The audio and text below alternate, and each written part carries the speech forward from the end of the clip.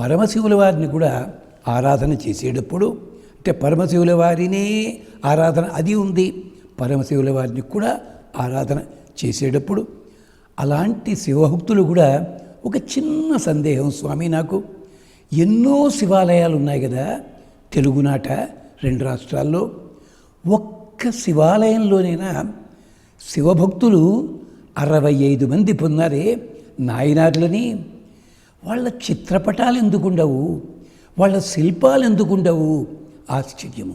కానీ ప్రధాన క్షేత్రాలు కాళహస్తి కానీ శ్రీశైలం కానీ అక్కడ మాత్రం ఉంటుంది. మిగిలిన చోట్ల ఎన్నెన్నో శివాలయాలు పెట్టినప్పుడు ఎందుకు మన వాళ్ళు ఆలోచించట్లేదు? ఒక పెద్దలను అడిగితే ఏమన్నా చూస్తా, లేదండి వాళ్ళంతా రకరకాల వాళ్ళు, మరి వాళ్ళలో కూడా రకరకాల వాళ్ళు ఉన్నారు కదా, మరి 108 దివ్య దేశాల్లో వాళ్ళ స్థానం క్షమించాలి. దానికోసమే ఈ శ్లోకాన్ని, ఈ మాటే వారు కూడా ఎత్తారు ఆ రోజుని.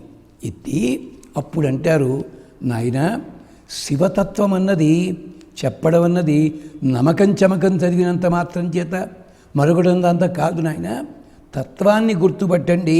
ఏమిటి? పినాకపాణయే తుభ్యం. పినాకం ఎందుకు చెప్పారండి? శుక్రాచార్యుల వారు ఒకసారి కైలాసం వెళ్ళి వేళాకోళం చేశాడు పరమశివుల వారిని.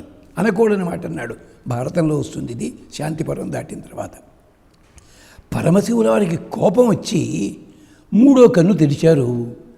శుక్రుడికి ఏం కాలే. ఓహో, త్రిశూలం ఎత్తి పొడవబోతే ఈయన చిన్న ఈగగా మారి గప్పుకునెగిరి త్రిశూలంలో మధ్య కొన మీద కూర్చున్నాడు. ఏం చేయాలో తెలియలే. పార్వతీదేవి అమ్మవారు చిరునవ్వు నవ్వుతోంది పక్కన నిలబడి. పాప పౌరుషం ముంచుకొచ్చింది స్వామికి. ఆ త్రిశూలాన్ని కొంచెం వంచి విల్లులాగా నేలకేసి కొడదామనుకున్నారు ఆయన. ఆ త్రిశూలమే వంగినప్పుడు పినద్ధమైంది గనక అది కాస్త పినాకము అని పేరు.